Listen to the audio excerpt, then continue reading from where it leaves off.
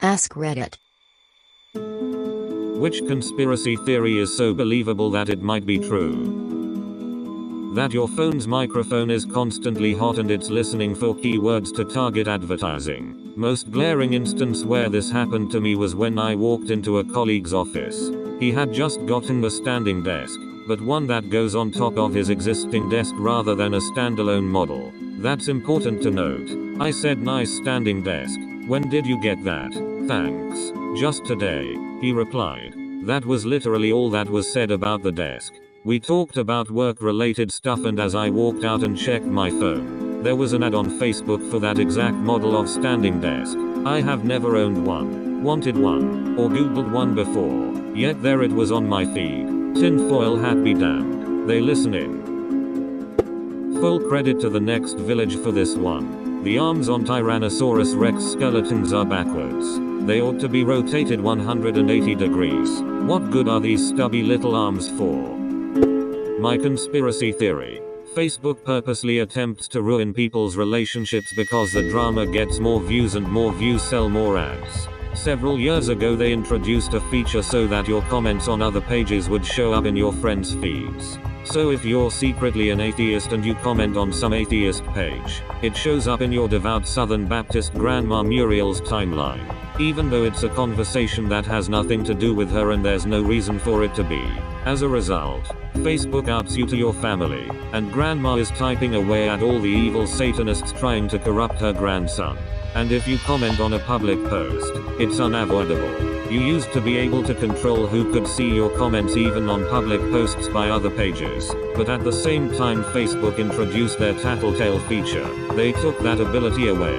Now, if they were to stumble across the same page they'd be able to see your comment. But after that change, Facebook started pointing everybody you know directly to it. Not to mention, the privacy settings are difficult to find, difficult to understand, and with each passing year gives you less and less control over who sees what. By forcibly combining everybody's social circles, Facebook is trying to generate conflict. They want to generate conflict because the conflict happens on Facebook, which means people logging onto Facebook more often and seeing more ads. They're essentially an internet tabloid, except instead of showcasing the personal drama of celebrities for clicks and sales, they're doing it to you instead. Ever notice how the vast majority of family drama, relationship fights, etc. these days happens on Facebook? That's by design. Facebook is literally destroying the social fabric to make a buck, consuming relationship stability like it's an oil refinery consuming crude. Dyson purposefully made the cable shorter over time just before announcing the cordless version. My DC01 has a 12-meter flex, my DC14 has a 6.5 meters flex. They purposefully made the flex shorter to be an inconvenience and make people want the cordless version. Darth Jar Jar was 100% planned and hinted at in The Phantom Menace, but the sheer amount of hatred for the character made Lucas back down. I actually wish he went through with the original vision. Miley Cyrus's crazy streak was all a carefully planned marketing scheme to get her solidified as an A-list celebrity. Long John Silver's is some kind of money laundering scheme on the basis that they have been open for as long as I can remember, but I have also literally never seen a busy Long John's. Toxic delusion that I ironically entertain, perhaps. The president of the Philippines, Duterte, is very anti-drugs to hide his own involvements with drug cartels off which he makes billions. The Laurel Canyon Conspiracy. Basically, if you look at the counterculture revolutionaries in the music industry in the 60s, most of them were the children of military intelligence people. So the theory is that the free lots of drugs movement they inspired was done intentionally to distract the youth from a full-scale revolution. The thought was if the angry youth of the mid to late 60s were too high and getting laid all the time, they would stop caring as much about societal ills and then basically sleepwalk through the 70s. Which they did. I stumbled upon this when I was reading up on Jim Morrison and how his father was the one who called in the fake strike at the Gulf of Tonkin that kicked off the Vietnam War, and which was shown later to have been a false flag. Turns out, a lot of his contemporaries were also children of highly placed military people with ties to intelligence. Strange that they all wound up in Laurel Canyon as part of the same movement. Apple started the meme about AirPods being expensive as a marketing ploy. The value of expensive art is just as a pseudo-currency for rich people to subtly buy drugs or other illicit things. I don't have time to type it all out right now, but the entire situation surrounding the construction and operation of Denver International Airport is strange, even by non-conspiracist standards. Have fun in the rabbit hole. The development of the F-35 fighter jet is so over budget so the military can fund other top secret projects without making a new line item on the budget. It's the only conspiracy theory I believe. The Reddit search function is intentionally bad, or not purposely bad, but they know how to fix it but refused to encourage more new posts.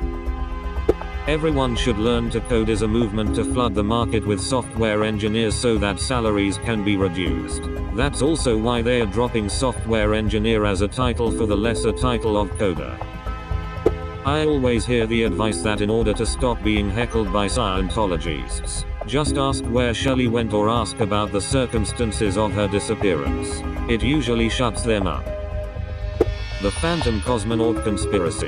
Pretty much. The short story is that Yuri Gagarin is not the first man to go to space but the first one to go and come back alive. It just seems like a USSR thing to do. The oil and coal industries invested heavily in killing off nuclear power as an attractive alternative. These days we have reactor designs many times safer than other methods of generating power, and the waste issue is something that could be fixed with sufficient investment. Snapchat worked with the FBI to popularize, and secretly test and improve, face recognition technology. We went from wow, this is like magic to this is totally normal in a few years and there's no way that the technology isn't being used by law enforcement. That Big Bread paid toaster manufacturers to put in a setting that is too high so that people would burn their toast, meaning that they sell more bread. Mattress firms aren't only holding mattresses, buddy. The idea that genetic services like 23andMe may be selling records to the government and or insurance companies. There have been cases of criminals being caught with genetic information like this. Citation needed. So it's not much of a stretch that other agencies could acquire it as well.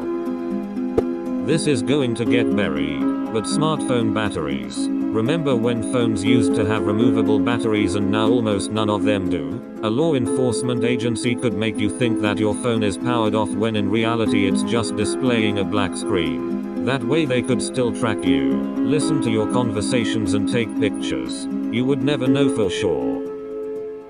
Jeffrey Epstein is a Florida billionaire who probably is running an underage sex trafficking ring. Edit.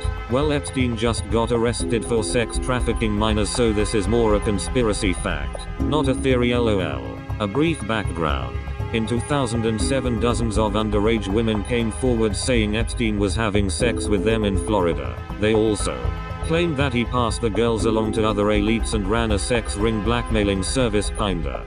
Trump, Bill Clinton, Kevin Spacey and Prince Andrew are all known associates of Epstein and would go on his plane dubbed Lolita Express to a private island in the Caribbean. What happened next was ridiculous. Epstein hired the best legal team ever, like as good as OJ's. Dershowitz was involved and all that. Acosta was the prosecutor against Epstein and he is now appointed by Trump in his cabinet. Acosta gave Epstein the plea deal of his life. He was found guilty of one charge of sex with a minor, in spite of being accused by dozens of girls, and had to register as a sex offender. He got 13 months in jail but he only served 10. Here is the kicker. He could leave jail 6 times a week to go work at his home office. He was supposed to go to prison, but stayed in a local jail for some reason. He was granted immunity. All co-conspirators in the case were given immunity. This means that if further evidence comes out against other people with the case, they can't be prosecuted again. His house butler was found guilty of obstruction of justice regarding the evidence against Epstein. He got more jail time, years, than Epstein. The police commissioner on the case stepped down because he thought it was rigged. Miami Herald said it was the deal of a lifetime. Epstein is now free and still has billions of dollars. Acosta has told friends that he was scared to go against the powers that be because they would squash his career. This all happened in 2008, I think. The Dodge just reopened the case last month due to fuckery going on. Clinton and Trump, among other famous people like Kevin Spacey, have been documented flying on Epstein's plane to his infamous Lolita Express. A Miami judge just ruled last week, literally, that Epstein's case was illegal and violated law because Acosta did not consult the victims before bringing the plea deal. Women's pants pockets are significantly smaller than men's pants pockets to encourage us to buy handbags and purses.